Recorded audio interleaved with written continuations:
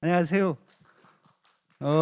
태안에서 왔습니다. 그런데 태안이 좀 멀다고 하는데 얼마 있으면 아마 태안하고 제일 가까운 곳이 보령이 아닐까 그렇게 생각이 듭니다. 저는 우리 사무국장님이 말씀하신 대로 소금 장사입니다. 제가 소금을 만들고 있어요. 그리고 이 전통 소금을 50년 만에 최초로 복원하고 재현한 사람 중에 한 사람입니다. 그래서 오늘은 그 소금 이야기를 하는데요. 사실 태안이나 여기 보령이나 갯벌이 있고 또 소나무, 땔감이 많은 데는 전부 다 이런 소금을 만들어 먹었어요. 근데 여기서 자염이라고 하는 것은 뭐냐면 그 자자가 놈자 밑에 불화예요.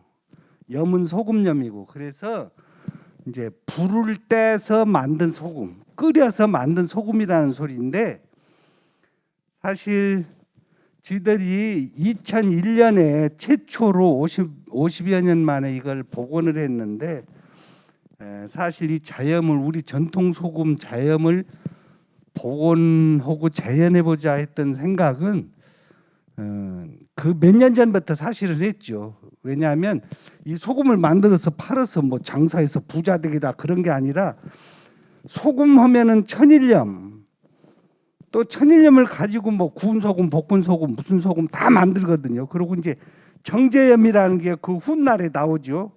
1990년대쯤. 그리고 뭐 외국에서 수입하는 암염 그런 건데, 사실은 그 옛날 어른들 말씀을 들어보면 그 전통 소금은 끓여서 만들었다 그런 얘기를 많이 들었거든요. 근데 사실 우리 아버지가 생존해 계시면 지금 108살인데, 저희가 어려서 아버지한테 소금 굽는 얘기를 많이 들었어요. 우리 아버지가 이따 여기서 나오는 염한이라고, 염한이를 해서 논도 사고 우리를 키웠어요. 몇 남매를. 그래서 그런 얘기를 들었기 때문에 나중에 이제 몇몇 문인들하고 선생님들하고 태안의 독특한 생활 문화를 한번 찾아보자 했을 때 소금 얘기가 나왔는데 전혀 낯설지를 않았죠. 그래서 이 자염이라는 게 이제 그 전에는 모항 사람들, 태안 사람들은 화렴이라고 했어요. 아마 보령에서도 자염보다는 불화자를 써서 화렴이라고 많이 했을 거예요, 아마. 근데 자염이라는 말은 아까 그 방송은 그게 KBS에서 다큐멘터리 2002년에 찍은 건데 1시간 아니 55분짜리.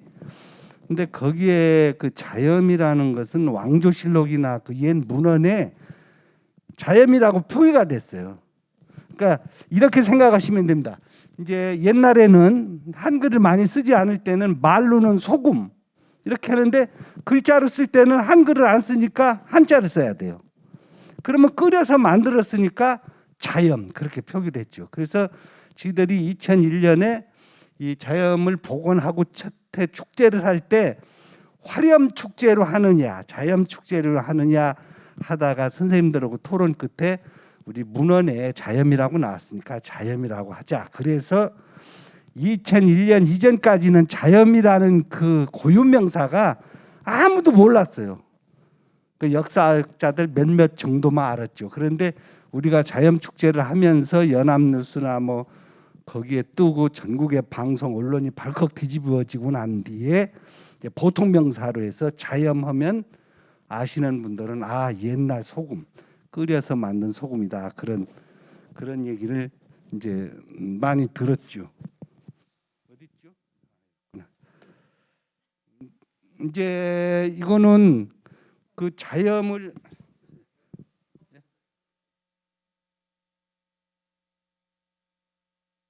예. 우리가 2001년에 자염을 복원할 때 아무런 문헌이 없었어요. 그러니까 그 개항 백년사 조선일보나 동아일보에서 만든 개항 백년사를 찾아봐도 전통 소금 만드는 내용이 전혀 없는 거예요. 그래서 어르신들을 6분을 매 조금마다 갯벌에 모셔놓고 옛날 어떻게 했느냐고 다 술밥 사들여가며 이렇게 고증을 했던 거예요. 그래서 이게 바로 이제 운막입니다. 운막. 소금을 끓이는 운막, 소금막. 저 가운데에 이제 이거 표시 어떻게 하나? 아, 예. 아, 여기에 가마솥이 있어요. 근데 가마솥의 크기는 그 운막에 따라 다 달라요. 그런데 태안에서는 이 운막을 소금막이라고도 하고 운막이라고도 했는데 대개 연벗이라고 많이 했습니다. 연벗. 그래서 이렇게 밑에는 넓고 위는 좁게 이렇게 이형 나래를 두르죠. 이건 뭐냐면은 봄하고 가을에 하는데 바람매기로 이렇게 하는 거예요. 바람매기로. 그래서 이것도 그때 고증했던 분들한테 전부 들은 얘기죠. 자, 이게 여기가 완성된 겁니다. 이렇게 해서 가운데에 부뚜막처럼 만들고 솥을 걸고 위에 또 이렇게 줄을 매고 텐트 같은 것을 했어요. 이건 뭐냐면은 이게 이제 비가 갑자기 소금 끓이다 비가 오면은 막아야 되니까 그 소금물을 만드느라고 엄청 고생하거든요. 이제 이따가 다음 장면에 나오는데 그래서 이게 완성된 연못이에요. 자, 지금 불을 떼고 있죠. 보통 여기 한 2톤 정도 소금물을 2톤 정도 끓이는데요. 한 8시간 정도 끓이고요. 솔까지 짐으로 해서 8찜 정도. 그렇게 하면 소금물이 염도가 높으면은 소금물이 10말 정도. 근데 이 소금 말이나 섬은 지금하고는 달라요. 옛날에는 소금을 옛날 어른들은 살살 펴가지고 그냥 날아가게 했대요. 소금 누르면은 계속 들어가잖아요. 그러니까 소금이 귀하고 비싸니까 소금을 부으면은 말에서 날아갈 정도로 해서 그 말제비가 무지하게 기술 좋은 사람이 말을 했대요. 그래서 파는 사람은 말수가 많이 나가야 좋지 않겠어요? 이제 그만큼 귀했다는 거죠. 이게 소금이 거의 다 끓여졌을 때 이 삼태미에 이렇게 담는 장면입니다. 이게 2001년에 이제 이분들이 그 어려서부터 소금을 다 구웠던 분들이에요. 자, 이게 소금이 끓을 때 이렇게 누에꼬치처럼 이렇게 몽글몽글하게 생기는 겁니다. 예. 자, 이렇게면은 현재 이 소금 운막과 끓이는 장면은 다 나왔는데 사실은 끓이는 건 별거 아니에요. 끓이는 건 철판 솥 있고 땔감 있고 펄펄 끓이면 소금은 나와요. 그런데 문제는 소금물을 만드는 거죠. 소금 눈물은 함수라고 하는데 짜람짜 해서요. 함수라고 하는데 소금물 만드는 게 가장 참 어려운 일이죠. 그래서 이 태안에서는 통자락 방식이라는 것을 사용하는데 바로 이게 통자락이거든요. 이 넓이는 직경 9m. 그래서 이렇게 깔때기 형식으로 파고 이쪽에 말뚝을 박았어요. 그래서 여기서 파낸 흙은 밖으로 내서 조금 동안에 썰해지라고 또 덩이를 깨치는 거예요. 태안말로 덩이를 깨치고 그렇게 해서 사리가 오기 직전에 이 흙을 이 웅덩이 안에 몰아넣는 거죠. 그래서 요 동그란 이것을 통자락이고요. 이 전체로 흙을 말려서 소금물을 만드는 것을 조금 들인다고 그래요. 조금때 하니까 조금 들인다. 근데 오늘이 여기 배 다니시는 분이 있으신가 보니 오늘이 11회죠. 16세인가요? 음력으로? 그러면 보름 6물. 오늘이 7매 되겠네요. 7매. 근데 어제 그저께 비 왔잖아요. 오늘도 비 오고. 그러면 옛날 같으면 이번에 조금이 깨져서 그 연만이들이 흙 말리던 것이 다 흩탕쳐서 허사로 돌아가요. 그러니까 보름 동안 헛일하는 거예요. 근데 아마 올해 같으면 봄에 소금 생산 전혀 못했을 거예요. 왜냐하면 조금이 한 달에 2번, 사리가 2번이잖아요. 초여들의 한 조금, 스물사흘 한 조금, 보름 6물, 6물부터 살이잖아요. 금음 6물. 그러니까 바닷물이 들어오지 않는 7일 동안 이 갯벌에서 흙을 말려서 여기다 넣고 사리가 오면 바닷물이 이렇게 들어와서 말린 갯벌흙을 통과한 물이 여기에 고이면 이걸 퍼다가 끓이는 거거든요. 갯벌흙을 말리면 수분이 증발되니까 바닷물의 염도가 높아지겠죠. 그냥 대략 생각하면 바닷물은 3도인데 일주일 동안 이렇게 콩가루처럼 말리면 15도까지 올라가요. 그러면 소금이 가마솥에 넣었을 때 많이 생기고 염도가 올라가니까요. 땔감이 전략되는 거예요. 땔감이. 그렇기 때문에 이런 과정을 거치는데 소금을 만들기 위해서 이걸 태안에서는 통자락 방식이라고 그랬어요. 자, 이렇게 다 됐습니다. 이렇게 이걸 퍼내서 흙을 말리고 이용을 했는데 여기 이제 맥질을 하는 거예요. 차르기로 맥질을 하고 이게 지금 이렇게 썰어지려고 계속 말리는 겁니다. 그러니까 한 조금 대세 동안에 말리는 거예요. 근데 이 대세 동안에 이슬비라도 오면 조금이 깨져요. 허사해요. 그러니까 이 소금 만드는 게 그렇게 어려운 일이었었어요. 자, 이건 병이판이라고 그래서 썰어지를 한번 하고 어른이나 아이가 여기다 돌 맷짝 같은 것도 얹어놓고 이렇게 계속 도는 거예요. 그럼 덩이가 까지겠죠. 이렇게 해서 말린 다음에 사리가 오기 전에, 그러니까 5몇 날쯤 이 나래로 이 흙을 이 안에 몰아넣는 거예요. 자, 그렇게 하면 사리가 왔어요. 아침 저녁 하루에 물 2번 들어오잖아요. 그러면 지금 이렇게 통자락을 만드는 데에 이제 다 메꿨는데 사리가 돼서 바닷물이 들어왔죠. 그러면 이 바닷물은 마른 흙을 통과해서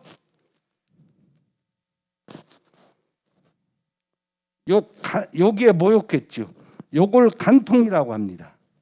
근데 태안에서는 통자락 방식에서는 요걸 간통이라고 하는데요.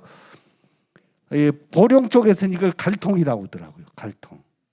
그리고 태안에서도 원북이나 안면도 쪽에는 갈통이라고 그래요. 그리고 소원면하고 근흥면만 요걸 간통이라고 하는데, 간통이나 갈이나 간은 짠 물을 담아 놓는다는 뜻이거든요. 다 비슷한 얘기예요. 자, 그렇게 하면 사리가 되면은 조금이 되기 전에 이걸 간통을 허는 거예요. 헐어서, 자, 지금 허는 장면이죠. 이제 고인 물을 염도를 측정해요. 근데 지금은 뽀매나 염도계로 되지만 옛날에는 이것이 여기다 송진을 뭉쳤어요. 송진을 뭉쳐서 줄로 다려매고요. 이 기준점을 어떻게 잡았느냐면은 소금물을 타놓고 계란을 띄우는 거예요. 그래서 송진을 뭉쳐서 계란 뜨는 것만큼 뜨는데 송진이 가벼워서 너무 싹싹 떠오르면 송진 속에 동그란 자갈을 넣어서 뭉쳐요. 그래서 계란과 그 송진 뭉친 게 동시에 떠오르면 염도를 가늠하는 거죠. 그래서 이걸 담궜을 때 이걸 대름이라고 하는데, 이게 천천히 떠오르면은 염도가, 그렇죠. 빨리 떠오르면 낮은 거죠. 천천히 떠오르면 무거운 거. 아니, 반대네요. 맞습니다. 예. 그렇게 해서 염도를 측정했고요. 그렇게 해서 이 소세가 아까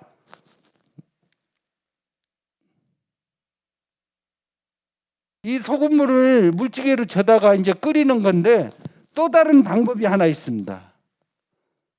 바로 이 갈개조금이라고 하는 거예요. 이것은 아까 했던 이거의 통조금, 또 뭐 통자락, 이런 흙 말리는 방식은 소가 있고 품앗이 하는 사람이 많은 사람들이 같이 하는 거고요. 아까 얘기한 갈개조금은 이게 혼자 사는 사람. 호락질이라는 소리 보령도 쓰나요? 호락질 아셔요? 혼자, 가난한 사람이 혼자 하는 일이에요. 호락질. 이걸 혼자 바다에서 개흙을 말려다가 여기다가 붓고, 이건 육지에서 합니다. 바다에서 하는 게 아니라. 그렇게 하고 또 바다에서 물을 져다 부으면 그 마른 흙을 통과한 짠 물이 여기에 고이는 거예요. 이걸 갖다 솥에 끓이는 건데 이건 혼자예요, 혼자. 아까 했던 통자락, 통조금은 여러 사람이 품앗이 하는 거고요.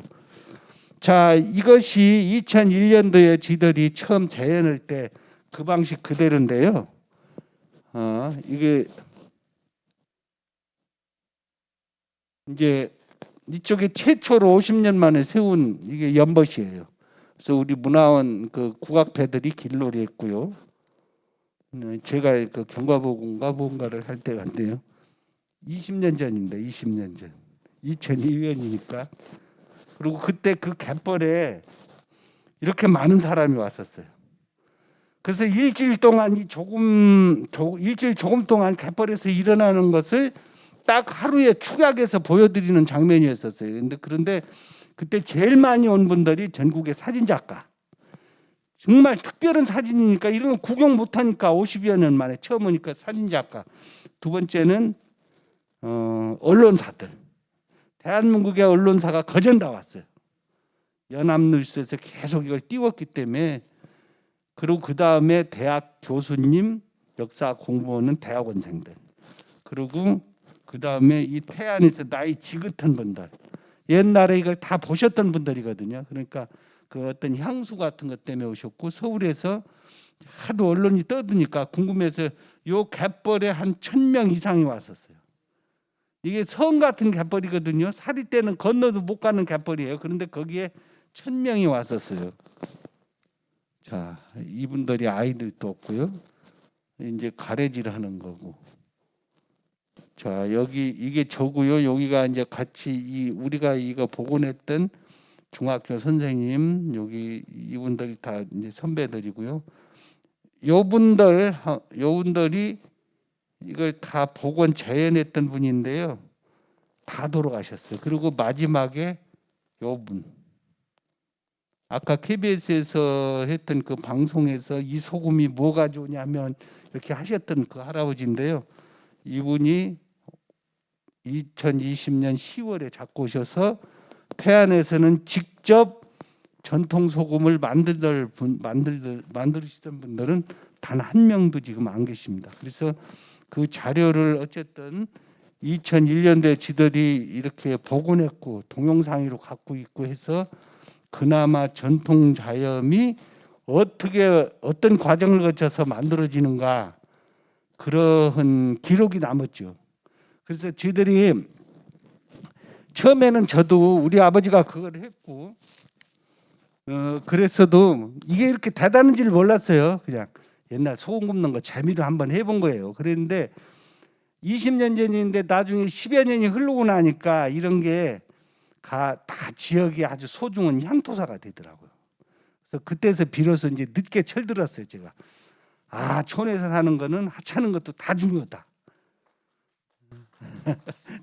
다 중요하니까 할 수 있는 대로 채로 고고 듣고 적고 그리고 찍고 해야 되는데 저희 보령문화원에 선수 한 분 계세요. 여기서 내가 맨날 선부자라고 골리는데요.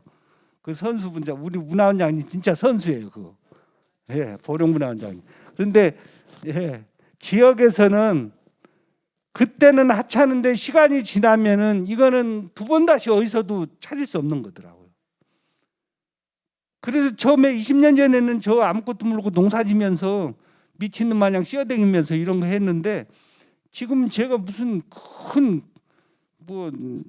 강산한 된 것처럼 여기까지 흘러왔잖아요.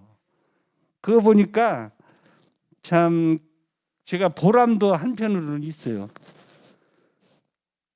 자, 이게 다 끝나고 모였던 분들인데 여기가 초대 태안문화원장님, 여기 부원장님이고요. 여기가 그 학생들 자원봉사했던 학생들하고 이렇게 마지막으로 우리가 이렇게 기념 촬영했던 것인데 이게 2001년 5월 21일 날입니다. 그러니까 딱 20년 전 얘기죠. 그렇게 해서 자염이 어떻게 만들어 먹는지 전혀 과정을 몰랐던 자염이 이제 세상에 드러난 거죠. 그래서 아까 우리 보령 원장님도 말씀하셨지만 사실은 광천이나 이 갯벌이 있는 서해안 갯벌 있는 데서는 다 이렇게 만들어 먹었어요. 그리고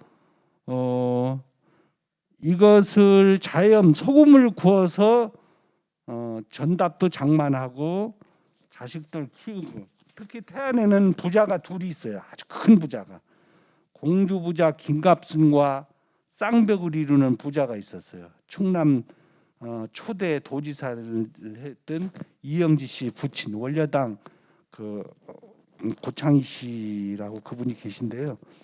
얼마나 부자였느냐면 외정시대 때 비행기를 헌납할 정도였으니까 알아봐줘야겠죠.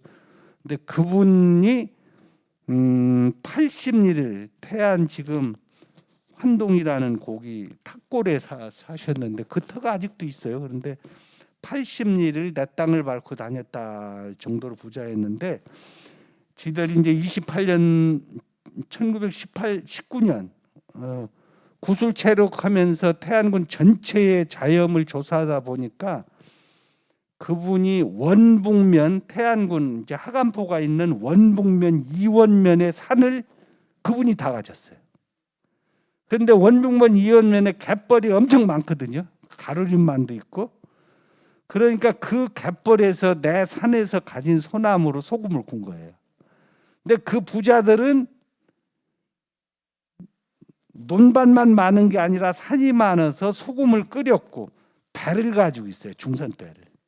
그래서 자기가 만든 소금섬을 싣고 보령 앞바다로 해서 금강을 거슬러 올라가서 이제 강경포구나 군산 쪽에 팔고, 올 때는 거기서 석유나 고무신이나 이런 거 싣고 와서 두벌 장사를 하는 거죠.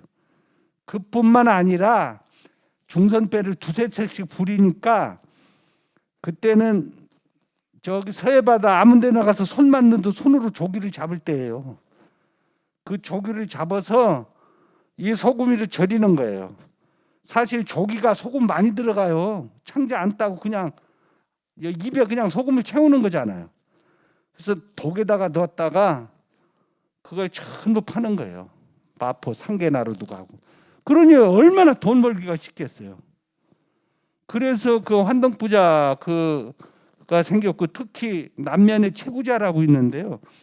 이 소금 만드는 방식은 조금 달라요. 이 통자락 방식하고는 다른데 거기는 얼마나 부자였느냐면 군산에 둘째 아들을 객주를 놨어요. 객주. 그래서 중선배가 세 척이었는데 그분 손자들 두 분한테 채로 군 얘기인데, 조기를 잡으면 그분들 구술하신 분들이 8살 때인데 자기 키보다 조금 큰 독이 100개가 넘었대요. 그러면 조기를 잡아오면 일꾼들이 전부 그 소금위로 재렸다가 나중에 중선배를 싣고 강경하고 군산 가서 팔고, 올 때는 장군 소주를 한 배 싣고 왔대. 장군 소주 아세요? 장군 소주? 옹기로 된 장군 소주인데 원액에다가 그건 주인 마음대로 물 타서 파는 거예요. 그래서 물 많이 타면 돈 더 벌고, 조금 타면은 술 먹고 가시는 동네 사람 가다 주저앉고 그러는 거죠. 그 장군 소주를 한 배 가지고 와서 태안 시장에 팔았으니 얼마나 부자 됐겠어요. 그러니까 태안에서는 이 소금에 연관된 사람들이 부자들이 다 했어요. 그러니까 하나의 기업이었죠, 기업. 그런데 아마 보령은 어땠는지 모르겠어요. 보령도 좀 넉넉한 분들이 움막을 짓고 기연 새를 구해다가 솥을 만들고, 부자들이 산이 있을 거 아니에요. 그러니까 그때는 나무가 참 귀할 때예요. 왜냐하면 모든 음식이나 난방을 나무로 하는데 소금 굽는 데서 한솥 굽는데 8점씩 들어간다고 생각해 보세요. 산이 그냥 벌거숭이가 되겠죠. 그러니까 부자들이 그 시절에는 부자 되기가 참 쉬웠다. 그렇게 생각하시면 되겠죠. 자, 이거는 여기가 선생님들 중에 여기 한산희 씨 계세요? 한산희 씨? 이 제가 가장 좋아하는 우리 충청도 대표, 대한민국 문단의 아주 대표 소설가 이문구 선생님 작품 중에서 관전수필 아시죠? 다. 저 관산추정이 몇 번째입니까? 6번째예요. 관산. 공산토월 다음에 있어요. 관산추정이. 저 관산추정이라는 게 저면 추자가 그 깔빈다 소리거든요. 그러니까 이제 고향에서 깔비는 친구, 그 얘기예요. 그게 이제 그 유복산이 얘기인데 이제 관상 추정해 보면 자연 얘기가 나와요. 그래서 제가 조금 써봤어요. 바닷가에는 인가가 없었다. 동네 바다 사이에는 밤에도 기차가 오르내리는 신장로와 철로가 나란히 달아나고 있었다. 대보기가 나를 내려놓은 곳은 왕소나무를 지나 선앙당 못 미쳐 소금막 앞이었다. 소금막은 태안에서 연못이라고 그랬죠. 운막이라고 되고 그게 아까 솥 걸고 끓이는 데예요. 그래서 그 운막에서 막 소금물을 끓이면 김이 팍 나면 그 동네 전체가 간장 달이는 냄새가 났거든요. 생각해 보세요. 그렇죠? 소금막 마당에는 여러 사람이 나와 있었다. 갯벌에는 이루 헤아릴 수 없을 만큼 많은 갈통이 묻혀 있기 때문이었다. 조금 떼면 염전에 얇게 널어 볕으로 졸이고 다른 갯물을 가마에 넣고 끓여 소금으로 건질 때까지 갈무리 하기 위해 만들어진 갈통은 깊이가 2길이 넘을 뿐더러 비가 와도 빗물이 안 들어가도록 병모가지처럼 주둥이가 좁고 배가 넓어 한다는 장사 어른도 한번 빠지면 기어 나오기 어렵게 만들었다. 이 갈통이라는 게 소금물을 저장하는 웅덩이예요. 근데 태안에서는 그걸 간통이라고 하는데 여기서 갈통이라는데 그 갯버럭을 말리는 구조가 태안 통조금 통자락 방식하고는 약간 달라요. 이 방식은 태안에서도 원북면과 이원면에 있는 방식이거든요. 근데 그거도 조금 다르거든요. 제가 이따 설명을 해드릴게요. 해마다 단오 무렵이면 아낙네들이 떼지어 횃불을 켜들고 이게 해를 지르죠. 갈대밭으로 들어가 함석 물통과 구럭이 넘치게 갈개를 잡기도 하지만 능쟁이와 항발이 방개 등이 더 많은 갯벌로 들어가지 않던 것은 군데군데 있는 갈통에 빠질까 봐 조심하기 위함이었다 그러거든요. 그러니까 저도 이번에 여기 강의를 오면서 이제 이건 옛날에 이 소설은 읽었는데 갈개와 방개가 뭔가 다른가 한참 찾아봤더니 조금 다르더라고요. 다르긴 한데 사실 이 방개는 깍대기라고 그러잖아요. 여기서. 근데 옛날 어른들 말이 그러는데 소금을 끓일 때 그 소금솥에 깍대기를 잡아서 지비로 묶어서 다루면서 끓이면 세상에 그렇게 맛이 좋답니다. 간간이 돼가지고. 그래서 이 깍대기를 구워 먹었다 소리를 많이 하더라고요. 근데 이 갈통이 군데군데 있다는 것은 그 부분이 태안하고 좀 다른 것 같아요. 그래서 제가 그걸 상상도를 한번 그려봤습니다. 이 갈통의 구조가 이렇거든요. 근데 여기에 이게 다 말뚝을 박았어요. 이렇게 둥그렇게. 왜냐하면 말뚝을 안 박으면 무너지거든요. 한 살이 지나면. 그래서 말뚝을 박아놓고 이제 주변에 흙을 말리는 거죠. 그래서 태안 원북면의 갈통은 이 갈통은 말뚝 박아서 이렇게 해놓고요. 주변을 흙을 계속 개흙을 말려가지고 이렇게 높게 쌓아요. 이렇게 높게 쌓고 옆에 웅덩이를 파는데 바닷물이 고인 것 같다. 바닷물을 계속 부으면 여기로 대통을 박아가지고 이 우러난 짠물이 여기 고이거든요. 그래서 이걸 퍼다가 이렇게 끓이면은 원북면, 이원면에 있는 소위 아까 얘기했던 환동부자들이 많이 했던 그 옹동보세 이제 소금 제조 방식인데 제가 이 이원구 선생의 소설 속에서 있는 것을 상상도를 해보니까 여기는 갈통을 이렇게 군데군데 만들어 놓고 이렇게 마당만큼씩이라도 이렇게 다랭이 논처럼 약간 뚝을 쌓아놓고 그 안에 흙을 계속 말리는 것 같아요. 조금 동안에 말려가지고 이 웅덩이 물을 갖다가 계속 끼얹어서 그것이 이 우러난 짠물이 열로 이렇게 고이면 계속 고이면 이걸 여러 개를 파다가 끓인 것 같아요. 그러니까 능쟁이나 황바리가 많은데 아낙네들이 그걸로 잡으러 가려고 했다가 이거 빠질까 봐 무서워서 안 가고 갈개를 잡았다. 깔대밭에 있는 데서 개를 잡았다. 근데 갈개나 방개는 비슷해요. 깍대기 비슷한 종류인데 그 소설 속의 내용을 보면 그 아마 이문구 선생이 7, 8살 때 이야기인 것 기억인 것 같아요. 그런데 그러면은 그 이문구 선생의 소설 속에 관산추정에 나오는 갈통 소금 연막 얘기를 상상도로 그려보면 이런 방법인 것 같아요. 그래서 태안하고는 조금 다른 것 같아요. 그래서 이 방법은 조금때 여기서 물을 만들어서 넣는 거예요. 넣고 예를 들어서 여기가 이렇게 호리병 마냥 이렇게 높다고 했거든요. 예. 그런데 여기는 나중에 사리 때 물이 들어와서 차도 상관없어요. 바닷물 염도보다 12, 3도 더 짜거든요. 그러니까 그 운물만 살짝 걷어내면 짠물인 거예요. 그래서 이런 정도로 보령 쪽에서는 하지 않았나 그런 생각을 갖고 있습니다. 자, 그러면은 제가 설명을 건정건정 했는데 우리 태안문화원에서 만든 동영상이 있어요. 한 20분짜리. 그런데 아까 KBS에서 만든 것보다 훨씬 이해하기가 좋아요. 사실 이 소금, 이 전통 소금 만드는 게 아주 쉬운 것 같은데 우리가 전혀 어디서 들어보지도 못했고 보지도 못했기 때문에 이해하는 게 상당히 아주 쉽지 않아요.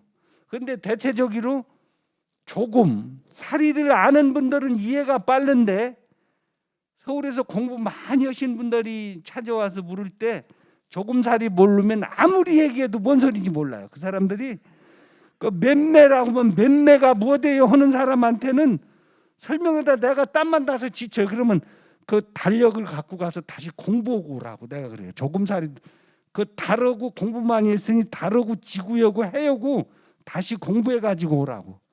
그래서 이 전통 소금은 물때 그러니까 맴매 조금살이를 아주 중요하거든요. 흙을 말려야 되고 염도를 높여서 끓여야 되니까. 그래서 촌에 있는 분들은 오히려 이해가 쉬운데 많이 배운 사람들이 어렵다.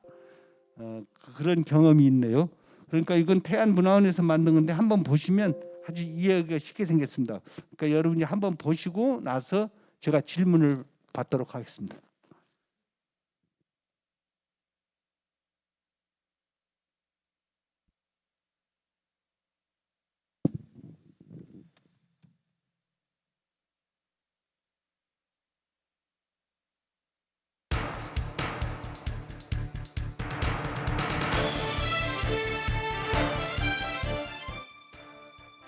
소금은 신이 인간에게 준 최고의 선물이다. 생명의 필수품인 소금은 절대 왕권과 권력자들의 돈과 권력의 상징이었다.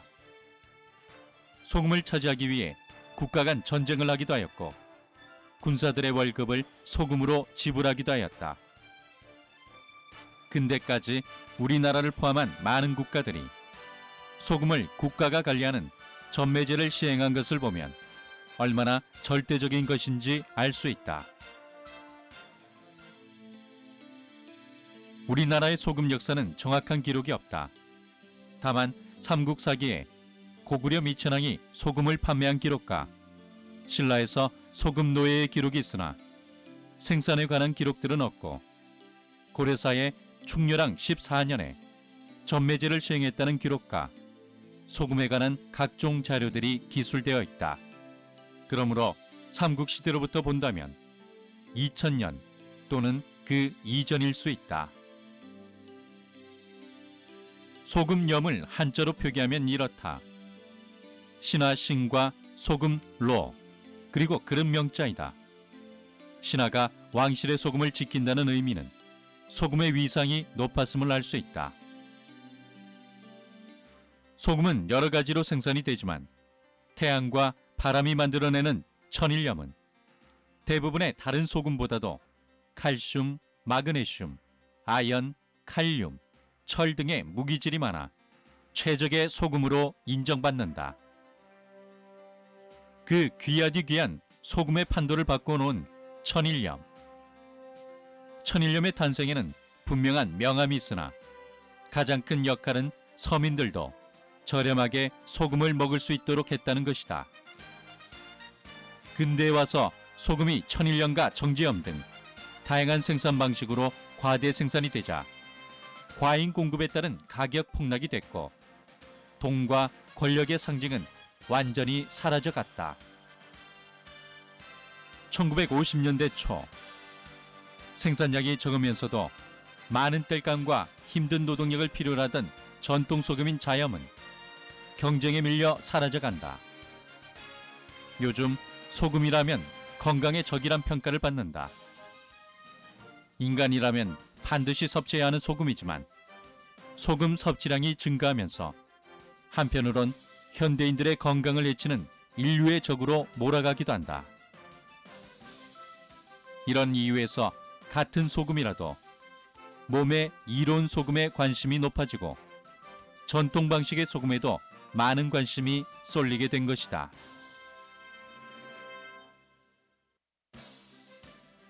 우리 소금의 역사에는 자염이 있다. 하지만 천혜의 원료에서 생산되는 자염은 값싼 화학 소금이나 천일염 등에 밀려 사라진 우리의 전통 소금이다.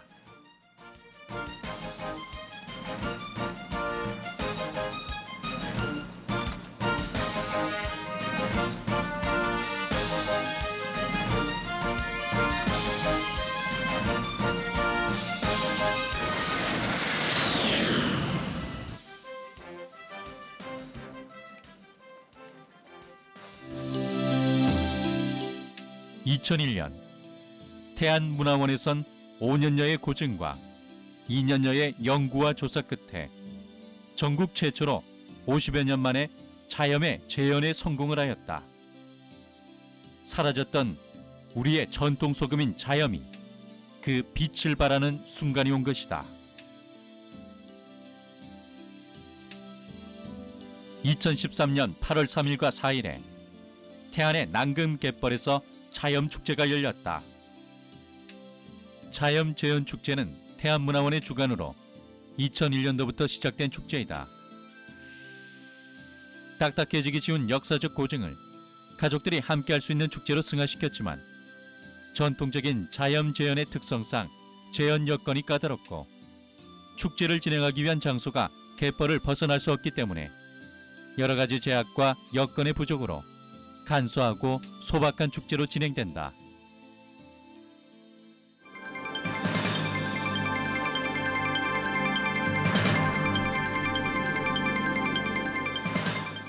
자염은 끓일 자, 소금염, 즉 바닷물을 끓여서 만드는 전통 소금 제조법을 말한다.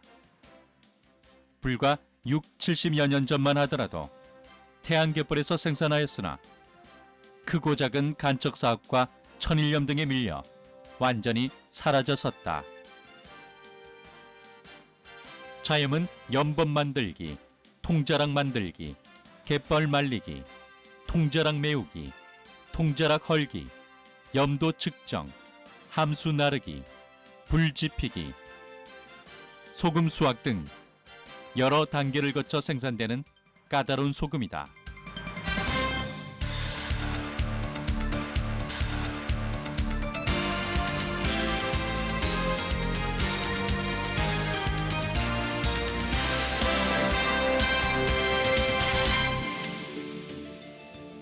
먼저 자염을 만들려면 함수를 끓일 가마를 설치하는 연벗이 있어야 한다.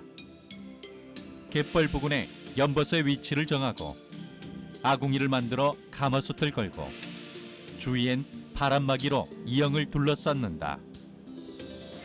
이때 소금 끓이는 김이 잘 빠져나가도록 지붕은 덮지 않는다. 다만 소나기 등 빗물이 함수에 들어가지 않도록 가마솥 위에 덕보라는 지붕을 만들어 연벗을 완성한다. 연벗 안에는 옮겨온 함수를 보관할 수 있도록 버굿이라는 저장 웅덩이를 만들어 사용한다.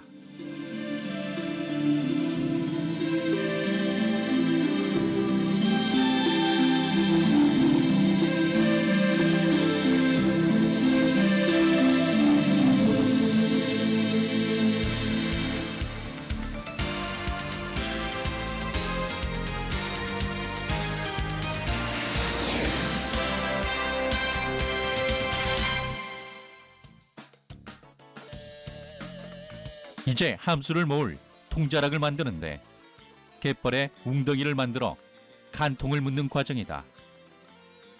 둘레가 8에서 9m의 갯벌에 깊이 1.5m 정도의 깔때기 모양의 웅덩이를 파낸다.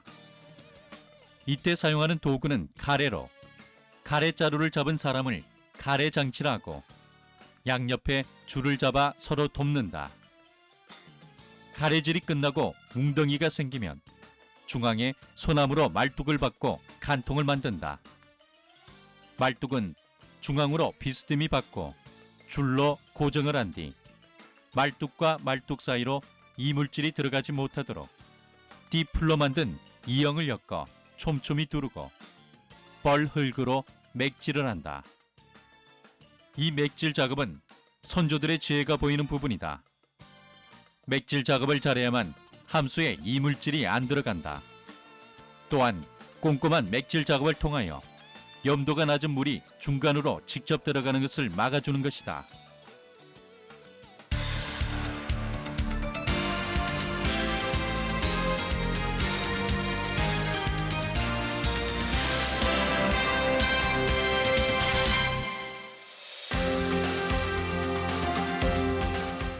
통자락 안에 간통이 설치되면 통자락 주위의 갯벌 흙을 본격적으로 말리는 작업인 썰애질이 시작된다.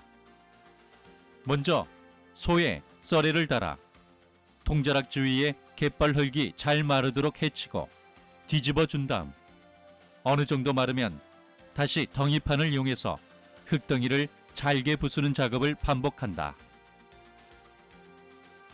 썰애질과 덩이질을 계속 반복하면서 햇볕과 바람으로 갯벌 흙을 최대한 곱게 바싹 말려야만 한다. 이런 작업의 반복은 나중에 소금의 양과 질을 결정하는 중요한 작업이므로 갯벌 작업 중 가장 중요한 과정이다. 자, 이 부분 통자락을 말리는 과정인데요.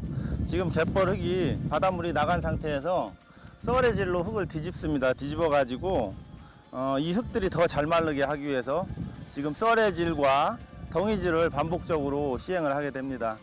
그래서 이 흙을 일주일 동안 얼마나 잘 말리느냐에 따라서 이 통자락의 소금이 얼마나 많이 나오냐를 결정하기 때문에 이 작업이 갯벌에 사는데 가장 중요한 작업입니다.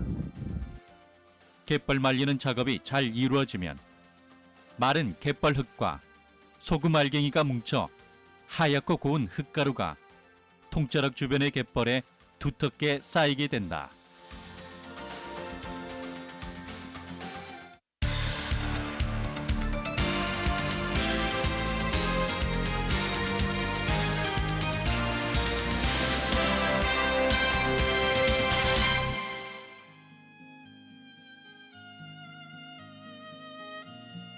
썰애질과 덩이질로 말려지고 염도가 높아진 갯벌 흙을 나래질로 통자락 웅덩이에 다시 넣어 간통을 덮으면 통자락이 완성이 된다.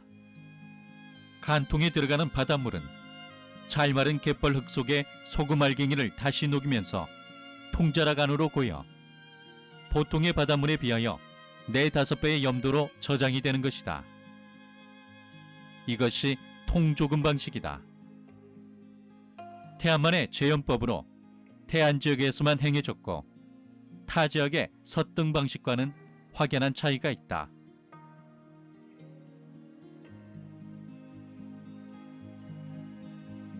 지금 이 갯벌에 웅덩이가 한 3개 정도, 4개 정도 있는데요. 이것은 자염을 만드는데 가장 핵심적인 역할을 하는 그런 웅덩이입니다. 이러한 것을 두고 대개 태안에서는 통조금을 한다 그래요. 그리고 이 웅덩이 하나를 두고는 통자락이라고 그러는데요. 지금 이 웅덩이, 깔때기 형식으로 만든 웅덩이 주변에 이렇게 흙을 파놨는데요. 이것을 콩가루처럼 말려서 이 웅덩이 안에 집어넣습니다. 지금 웅덩이 중앙에 이렇게 말뚝을 박은 게 있는데 저걸 간통이라고 합니다. 저기에 이형을 두른 다음에 아주 진흙으로 맥질을 하거든요. 그래서 조금 7일 동안에 마른 흙을 여기에 몰아넣고 저 뚜껑을 가마니 같은 걸로 덮은 다음에 사리가 되면 바닷물이 이렇게 들어옵니다. 그러면 바닷물이 이 마른 흙 사이로 스며들어서 저 간통 안에 우물물이 샘물이 고이듯 짠 물이 고입니다.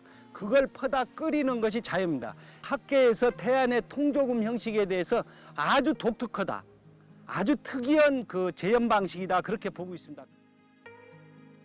통조금 방법은 자연의 순환 원리를 과학적으로 이용하여 함수의 염도를 높이는 선조들의 지혜를 다시금 엿볼 수 있다. 자염은 말 그대로 끓이는 소금이다. 그래서 땔감이 많이 든다. 과거에는 땔감의 재화적 가치가 매우 높았기 때문에 이러한 방식으로 바닷물의 염도를 4~5배 높임으로써 당시에는 적은 땔감으로도 많은 소금을 만들 수 있는 획기적인 생산 방식이었던 것이다.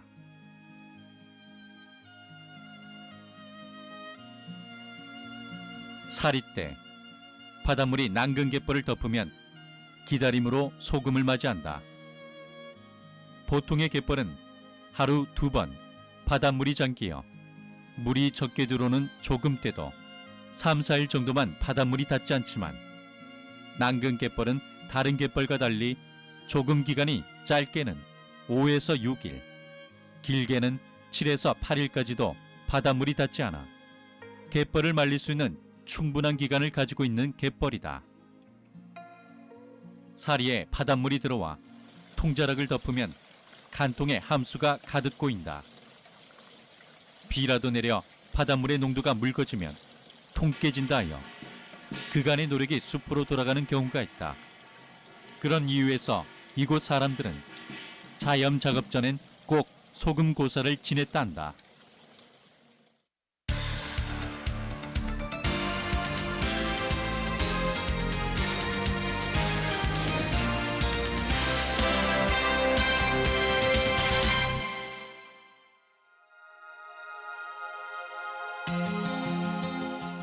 다시 조금이 오면 통자락을 헌다. 간쟁이가 함수를 나르기 위하여 오고 있다. 간쟁이가 간통의 덮개를 열어서 대름으로 염도를 측정한다. 나뭇가지에 송진을 뭉쳐서 매달아 만든 대름은 함수의 정확한 염도를 알아내는 것이다. 대름을 간통에 넣어 대름이 빠르게 올라올수록 염도가 높은 것이다. 이것으로 함수가 잘 만들어졌는지 또는 소금의 양이 얼마나 나올 것인지를 가늠하였다.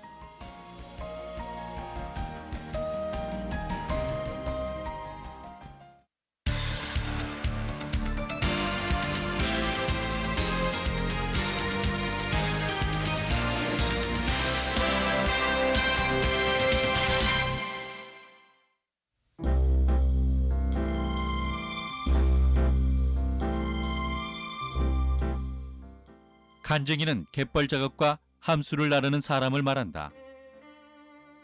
자염 생산 과정 중 가장 고된 작업을 하는 사람이 간쟁이다. 간쟁이 똥은 개도 안 먹는다는 말이 있을 정도로 힘든 일이라 한다. 함수를 푸는 털은 물구멍이 좁다. 함수를 풀 때 함수가 한 방울이라도 흘리지 않도록 입구를 좁게 만들었다. 함수를 나르는 황도, 일반적인 나무 물통과는 다르게 위가 좁다. 이것은 함수를 나를 때 통이 흔들리더라도 물이 많이 새지 않도록 만들었다. 선조들의 지혜도 엿볼 수 있지만 함수 한 방울이라도 쏟아지지 않도록 만들어 사용한 것을 보면 얼마나 귀한 소금이겠는가.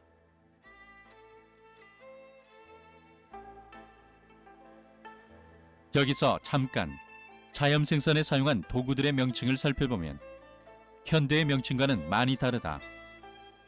통자락 만들 때 갯벌을 파낸 삽을 가래라 하고, 소를 이용한 도구들은 농사를 지을 때 명칭과 같이 썰에, 덩이판, 나래라 부른다. 말뚝을 박는 망치를 매탱이라 부르고, 함수를 푸는 물바가지를 털이라 부른다. 함수를 나르는 물통은 황. 가마솥에서 함수를 끓일 때 불순물을 걷어내는 도구는 후리채.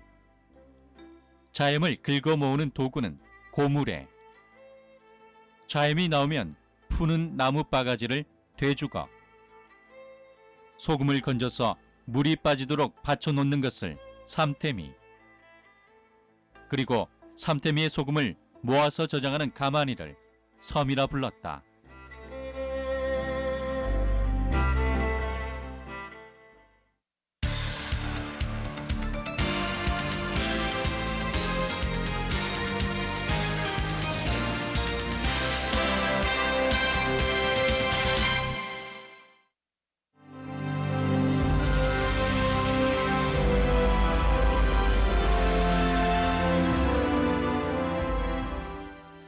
연못에 옮겨진 함수는 버굿에 넣어 저장하면 여만이가 정한 순서대로 끓이는 작업을 시작한다. 여만이가 가마솥에 불을 지피고 함수를 끓인다. 여만이는 땔감을 마련하고 가마솥에 불을 관리하는 사람을 말한다. 여만이가 불을 지켜보면서 후리채나 대칼로 거품을 걷어냄으로써 불순물을 제거한다. 함수가 너무 빨리 끓어 증발하면 손 밑에 소금이 타거나 눌어붙는다. 그래서 덧물을 부어주면서 불을 잘 조절해야 한다.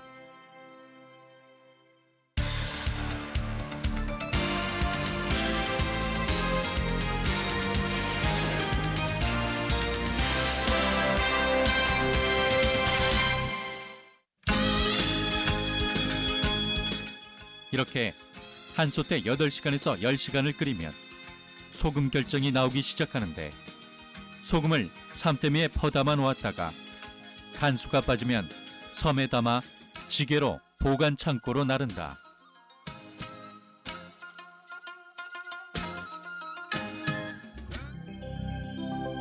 한 솥에 소금이 생산이 되면 소금량이 40말 정도인데 버주가 25%인 10말, 여마이는 보통 2명이어서 67.5%인 27말, 간쟁이가 7.5%, 즉 3말 정도로 나누어 가지게 된다.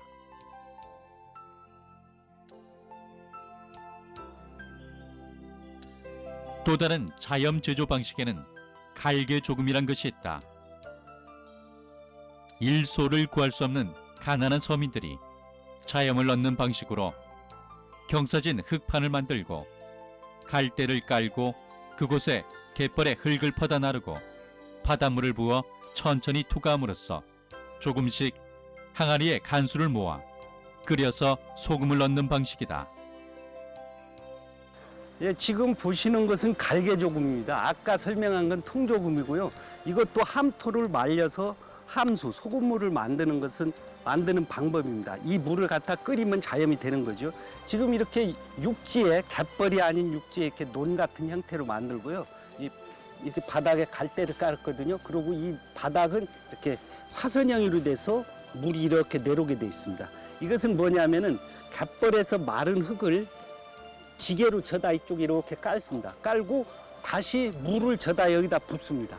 그리고 고무래로 계속 젖으면 이 마른 갯벌을 통과한 바닷물이 여기 이렇게 흘러 들어가겠죠. 지금 이것은 말하자면은 뻘물을 걸르는 필터 작용을 하는 그런 것입니다. 그래서 이 항아리에 고이면 이 항아리 물을 모아서 가마솥에 끓이면 소금이 됩니다. 이렇듯 선조들이 소금을 얻어내는 데는 과학적 기술이 필요했겠으나 삶의 경험을 통해 얻어진 지혜가 전해 내려온 방식이 주를 이루었다. 자염은 그 어떤 소금보다도 우수한 품질과 맛을 가지고 있다.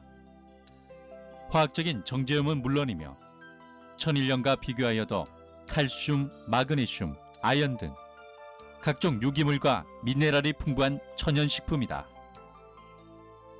끓이는 과정에서 불순물을 제거하기 때문에 쓴맛과 떫은 맛이 없고 월등히 많은 유리 아미노산을 함유하여 맛도 좋다. 또한 자염은 자연 그대로의 갯벌을 해치지 않고 생산해낼 수 있는 친환경적인 소금이란 점이다. 자염이나 천일염은 요즘 많이 먹는 정제염과는 달리 무기질 함량이 높고 또한 염도가 낮아서 건강에도 좋고요. 그런데 1900년경까지 우리나라에서는 천일제염법이 도입되지 않고 자염의 방식에 의해서, 즉 갯벌을 갈아엎어서 거기에서 간수를 넣고 그 다음에 소금 가마에서 끓이는 방식으로 소금을 생산했습니다.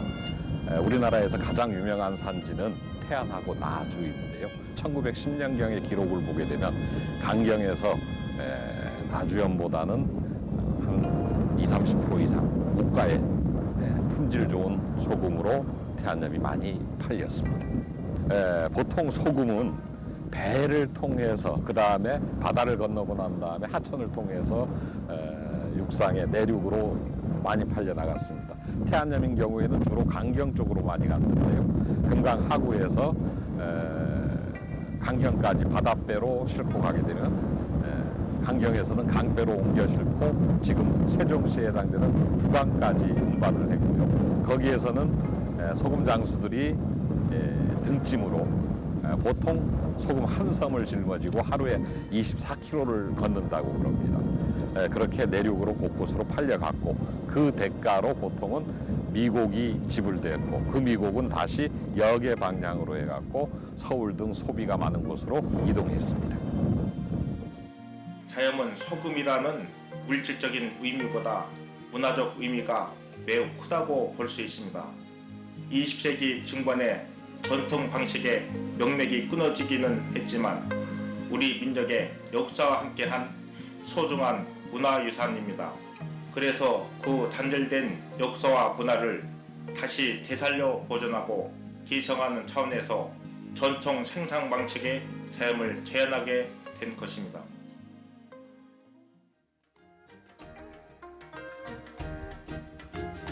자염은 태안에서만 있는 것이 아니다. 불과 7, 80년 전까지만 해도 우리 모두는 자염을 먹었다. 이제 좋은 소금을 먹고자 자염 방식으로 생산되는 소금이 판매되기도 하지만 그 자염 제조법을 전통 방식으로 재현한 곳은 없다. 현실과 동떨어진 제조 방식을 고수하고자 재현한 것이 아니다. 그 역사와 전통이 살아 숨쉬는 선조의 슬기를 깨닫고자 합니다.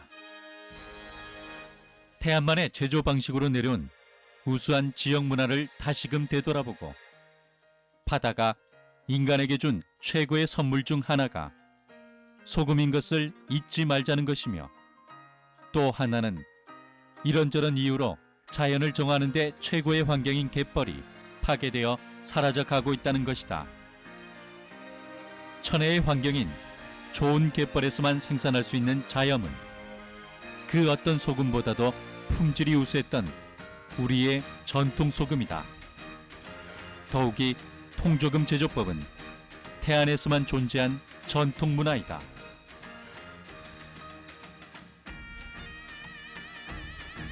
이제 우리는 우리 선조들이 소금 한 움큼을 얻고자 땀 흘린 노력을 잊지 말아야 하며 자염을 생산할 수 있는 유일한 갯벌인 태안 남근 갯벌에서 펼쳐지는 자염 축제가 전통 소금의 산 교육장으로 역사와 문화가 숨쉬는 현장으로 거듭 태어나 태안 바닷가 사람들에게 내려온 삶의 지혜와 전통 문화가 계승되어 하얀 자염의 빛과 함께 영원하길 기대해 본다.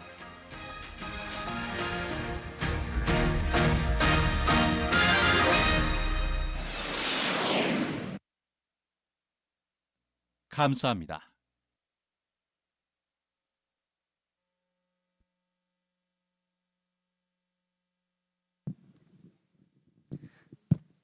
예, 우리 태안문화원에서 만든 이 동영상 보니까 조금 이해가 되지요? 아까 제가 설명한 거하고 먼저 KBS 다큐멘터리하고 보면 이게 좀 복잡하긴 한데 그래도 이 바다 근처 조금살이 아는 분들은 좀 이해가 빨라요. 그런데 이 자염이 우리 곁에서 사라지게 된 것은 언제 그렇게 급속도로 사라졌거든요. 그러니까 1907년 이게 한일 병탄하기 전에 천일염은 우리나라에서 그 인천 주안에 최초로 일정이 생겼어요. 시험 삼아서 일본인들이 일정을 천일염을 만들었어요. 염전을. 이제 우리 태안이나 이쪽 분들은 염판이라고 많이 하죠. 염전이라고보다 염판. 일정을 만들어서 실험해 보니까 천일염이 만들어진 거예요. 그래가지고 이제 전국적으로 그 천일염전이 이제 퍼지는데 그때에 가장 소금 생산이 많이 됐던 곳이 경기도고요. 그 다음에 전라도, 충청도, 함경도, 평안도 그렇게 됐는데 이건 자연 얘기예요. 제가 얘기하는 것은 이제 그 갯벌이 좋은 쪽에 천일염전이 만들어지겠죠. 그래서 아까도 얘기했듯 그게 전매제도였었어요. 지금 담배 인상공사처럼 아무나 만들어서 못 팔아요. 소금을 만들면 정부에서 가격을 통제하고 염전 개설도 허가를 해야 되고. 근데 보령은 어땠는지 모르겠어요. 여기도 태안하고 비슷하게 갯벌이 많은데 천일염전이 일제 강점기에 염전이 있었는지. 태안은 있었습니다. 태안은 서산군 시절인데 지금 서산시 양대리, 지금 거기 삼성 아파트가 들어섰어요. 양대리에 천일염전이 있었는데 그게 국가 거였었어요. 그때 국가는 조선 총독부입니다. 그렇게 해서 천일염전이 태안군에 유일하게 하나 있었고요. 그 태안이나 소원, 안면도, 이원 쪽에는 그때도 동네 부자들이 이렇게 그 지방 토호 세력들이 천일염을 골짜기마다 만들었어요. 그래서 천일염도 먹고, 천일염은 좀 값이 싸죠. 그래서 천일염도 먹고 자염도 먹었는데 태안에서는 이런 말이 존재합니다. 뭐 맛있는 걸 어디 가서 먹어요? 어느 집에 가서 아주 음식 솜씨가 좋았든지 맛있는 거 먹으면 꼭 그 말을 했습니다. 아, 부잣집 장맛 같아. 그러니까 맛있는 것은 부잣집 장맛이라고 했어요. 왜냐하면은 천일염하고 자염하고 만들 때 부자들은 비싼 자염으로 된장을 담그고 가난한 사람들은 천일염으로 된장을 담갔죠. 근데 우리 어머니가 음식 솜씨가 좋았는데 그때는 게가 흔하잖아요. 꽃게가. 지금은 게가 되게 비싼데. 그러니까 꽃게는 흔한데 소금이 비싼 거예요. 그래서 아버지가 저 염안으로서 소금을 하면 다 긁으면 밥솥에 누룽지처럼 소금 누룽지가 있어요. 누렇게 눌어붙은 거. 그걸 망치로 깨다가 물 넣고 녹여서 그걸로 갯국을 담가서 이제 저 게장을 담가 먹은 거죠. 그래서 그걸로 하고 그 게장 담그는 건 좋은데 그걸로 김장하면 저 김장을 절이면 조금 탄내가 나서 못 쓰더라. 뭐 그런 얘기가 있었으니까 소금을 만드는 집안에서도 얼마나 소금이 귀했는가 모르죠. 그래서 하여튼 확실히 천일염보다는 그 시절에 자연과 동시 생산하는데 품질이 좋았다는 것이 인정할 수 있고요. 그런데 갑자기 자연이 어느 날 갑자기 그냥 도깨비 마냥 사라지는데 그 이유가 뭐냐면 1945년도에 대한민국이 해방이 되잖아요. 그리고 3년 동안 미 군정하에 정치를 해요. 그래서 1948년 8월 15일 날 대한민국 정부가 수립돼요. 그래서 헌법이 만들어지고 그러거든요. 근데 그러면서 천일염 전매제도가 폐지되고 누구 허가를 내야 간척 사업에서 천일염전을 만드는데 그것이 다 폐지되고 신고만 하면 돼요. 그러면은 태안의 부자인 정락추가 일꾼만 동원할 수 있으면 조금 때 7일 동안 물을 안 들어오는 온목한 갯벌이 있으면 사람 묻어서 그냥 원 막으면 돼요. 원뚝 막고 염전 개설하면 되거든요. 그러니까 1948년도에 그냥 우죽순으로 태안뿐만 아니라 아마 보령도 그랬을 거예요. 홍성도 그렇고 전라도도 그렇고 지방의 토 세력들이 그냥 돈만 있으면 사람 묻어서 원을 막아서 염전을 만들고 소금을 전매제도니까 정부에서 다 사주는 거예요. 그래서 소금을 팔다가 쌀이 기어잖아요. 염전했던 데를 다시 논을 만들고 한 번 더 바다로 내려놓은 거예요. 그러면 염전주들이 점점 부자가 되겠죠. 그리고 자염을 굽던 사람들, 아까 이렇게 힘들던 염안이나 간쟁이들은 염전이 쉽잖아요. 천일 염전이 물찌개도 안 지고. 그러니까 염전으로 가는 거예요. 그러니까 자염을 굽던 갯벌은 천일 염전이 되고 자염을 굽던 노동자들은 간쟁이나 염한이는 염부로 가는 거예요. 그러니까 1, 2년 사이로 삼국시대부터 만들던 이 전통 소금 자염이 사라진 거죠. 그렇게 했는데 간혹 저희들이 구술체력을 해보니까 54년까지 한 집도 있더라고요. 그건 형제가 그냥 아까 여기서 갈대를 놓고 갈개조금 같은 거 있죠. 그리고 솥은 없으니까 드람통을 쪼개가지고 마당에다가 놓고 그렇게 했더라고요. 근데 왜 그랬냐면 그때도 천일염보다 그거 하는 게 비싸니까 비싼 소금을 파느라고 했더라고요. 그리고 그 뒤로 뭐 1953, 4년 이후에는 태안에서는 이 전통소금 방식이 없어졌고요. 2001년에 저희들이 복원했던 겁니다. 아마 보령도 여기 보령에 나이 드신 어른들 바다 근처 사는 분들 기억을 되살리면 태안과 뭐 거의 유사하지 않을까 그런 생각이 듭니다.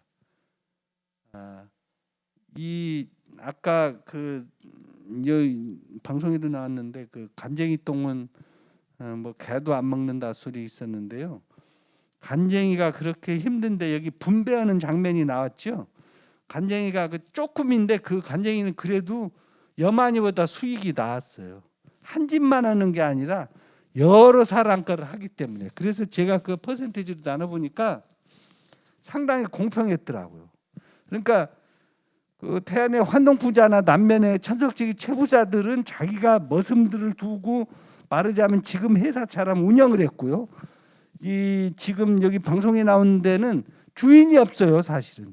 염한이가 주인이에요. 염한이는 갯벌흙을 말려서 소금물을 만들고 자기가 나무 땔감을 해서 끓여서 자기가 갖는 거예요. 그 대신 연버주 소금막 주인한테는 그 소도구 운막의 사용료를 두고 대체적으로 그 연버 주인들은 부자기 때문에 소가 있어요.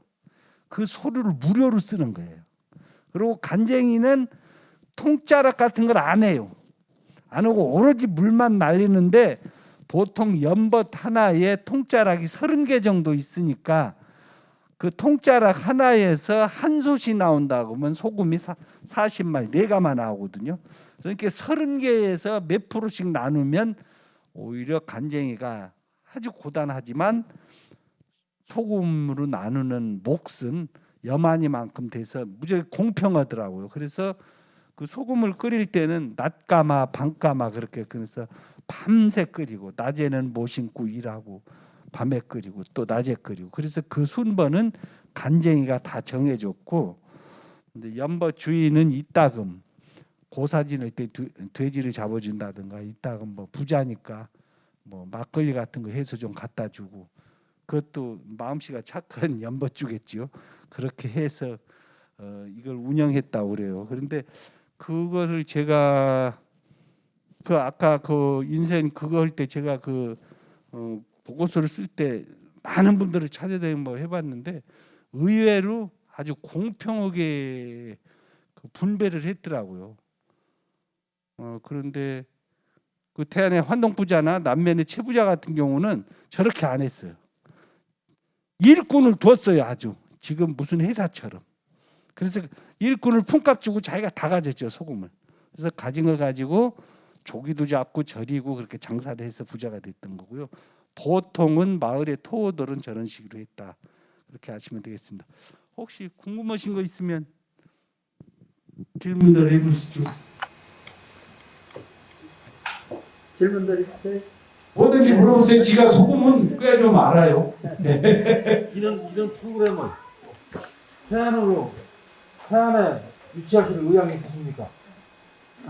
이런 프로그램을 대한문화원에서도 이런 프로그램이면 예. 우리 태안은요 이것을 우리 군에서요 우리 문화원이 힘써서 이런 걸 못해요. 태안놈들이 굉장히 게을러요. 잘하시네요.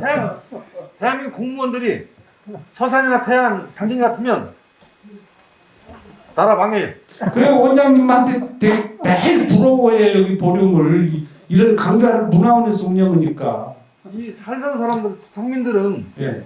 어떤 사람이 이러려니 하는데 외부에서 어떤 사람 들어가서 살아보면 네. 참 이런 동네도 사람 사는구나. 참 그래서- 싸가지 없는 동네. 제가 생각해도 혼나도 싸요. 또요? 태양군을 네. 주말간 박살내버릴 겁니다. 이따 원장실로 들어와서 아니, 정말로. 말씀하시고요. 예. 태양군, 서산시, 성진시 아니 소금 쌍놈의 새끼들 아주. 하려면 어디로 가야 하나? 아니, 또 저기 아줌마들이 많이 오셨는데 여성분들이 말씀하세요. 내일 말씀하세요. 또 말씀 뭐 올라가려고 궁금한 거 하고. 말씀해 보세요. 예, 말씀하세요. 아니 거기로 소금을 사러 가려면요 예. 어떻게 가야 하나? 아, 천일염이요? 예. 제가 안내해 드릴게요. 천일염은 거기 염전 많아요. 아니 그 자연 자염이요? 예. 거기 거기 보면 전화번호 있죠? 전화번호 물어보면 택배로 다 보내줘요. 아, 거기 전화번호 있을 거예요 아마. 예. 그 병에도 있고 가게도 있고. 예. 예. 또요? 또 질문 있으세요? 요즘에 자영업 어떻게 만드시나요? 예? 요즘은요 갯벌 흙을 소로 썰이지 않고 관리기로 조금 때 노타를 칩니다. 관리기로 살짝. 그러니까 5cm 정도를 벗겨요. 그걸 바싹 관리기로 치면 소로 썰일 때보다 더 흙이 고와요. 그래서 그 흙을 갖다가 나무 상자를 마루처럼 놓고 거기다가 쌓아놨다가 그 흙을 바닷물을 넣고 우려내요. 그 흙을 우려내서 그것을 솥에 2층 된 솥에 이제 장작불은 떼지 않죠. 그 솥에 2층으로 된데 그 물을 넣고 다시 흙을 특수 여과포다 넣고 또 한 번 담가요. 그래서 그 흙 속에 있는 그 유기물질을 우려내는 거죠. 한동안 토판 소금 유명했잖아요. 그 토판이라는 게 옛날에는 염전에서 그냥 다 토판 흙에서 소금을 긁었어요. 근데 소비자들이 시커멓다고 아주 싫어했어요. 그러니까 염전 주인들이 어떻게 생각했냐면 옹기 깨칭을 갖다가 짝짝짝짝 맞췄죠. 그걸 옹편이라고 하고 깜팔이라고 하는데 맞췄는데 소금을 긁으려니까 우툴우툴해서 안 긁혀지는 거예요. 그러니까 이제 나중에 뭐를 했느냐. LG 럭키에서 장판이 나오니까 비닐장판을 깔았어요. 근데 비닐장판이 화학석으로 나쁘다 보니까 다음에 타일을 깔았어요. 요즘에는 한동안은 목욕탕 타일 같은 거 작은 걸 깔았다. 요즘은 타일이 넓적한 거 있어요. 아주 거기서 누워서 자도 좋아요. 그걸 깔고 거기서 소금을 긁어요. 그런데 프랑스의 게랑드에서 토판에서 토판 소금, 뻘 소금을 하니까 대한민국 부자분들이 유럽을 여행 갔는데 이거 내추럴 솔트가 아주 좋은 소금이다. 근데 유럽은 사실 대한민국 같이 갯벌이 없어요. 유럽에 있는 소금들은 거의 불가리아에 있는 땅속 광산에서 나오는 소금을 가공하는데 프랑스 랑스만 갯벌이 있어요. 서해안하고 비슷한데 조그만 데가. 그 소금을 토파니로 긁으면서 비싸게 팔거든요. 자연 소금이다 해서. 대한민국 부자들이 가서 보니까 유럽은 최고니까 그걸 백화점이 빨리 사왔죠. 1g, 100g에 10,000원. 그래서 제가 현대백화점 가서 사서 먹어봤더니 너무 짜서 혀가 오둥그러져요. 옛날 60년대 태안에 있는 토판 소금이에요. 그래서 토판 소금이 바람이 부니까 전라도 신안 쪽에서 다시 뭐 김막동 토판 소금, 정락주 토판 소금 해가지고 막 시중에 한참 유행했다. 요새는 다시 시그러들었어요. 그래서 소금이라는 게 제가 얘기할 때는 천일염이 묵히면 좋은 소금이에요. 정제염보다 좋고 암염보다 훨씬 좋다. 천일염. 뭐 자염은 제가 만드니까 좋다고는 안 할게요. 아는데요. 하여튼 소금의 종류가 그렇다는 게 있고요. 지금 지들이 만드는 소금은 갯버릇을 최대한 활용하는 것은 똑같아요. 다만 불을 떼는 거 솥은 새솥이 아니고 식용 스텐솥. 그 이제 식품 허가를 맡아야 되니까 그런 것만 약간 다르죠. 그래서 지들이 검사를 해도 항상 뭐 중금속 같은 것은 불검출되고 그랬어요. 그래서 아까 방송에도 나왔지만 그 갯벌흙을 말리는 것을 옛날 조상들은 염도를 높여서 땔감 전략에서 소금을 많이 만들려고 갯버럭을 말렸는데 나중에 2001년도에 지들이 이걸 복원하고 재현하고 나서 그걸 성분 검사를 충남대에서 해보니까 그 대천에도 그 갯벌에 보령에도 있으면 오후 3시쯤 되면 조금 때 되면 하얗게 간이 솟잖아요. 설이 온 것 마냥. 그게 뭐냐면은 그렇게 할 때 중금속은 무거울 중에서 그거 밑에는 축축하거든요. 갯벌이. 중금속은 내려가고 그렇게 하얄 때는 그 갯벌에 있는 그 유기물질이 광분해서 올라온대요. 그게 간과 함께. 그러니까 바로 그것을 이 자염을 만들 때는 그 부분 흙을 말리는 거거든요. 그래서 그것을 바닷물로 우러내서 거품을 걷어가며 끓이니까 좀 좋겠죠. 그래서 옛날 할머니들이 매년 조선간장 다렸잖아요. 가마솥 때. 그러실 때 그랬잖아요. 우리 어머니도 늘 그랬어요. 집사람한테.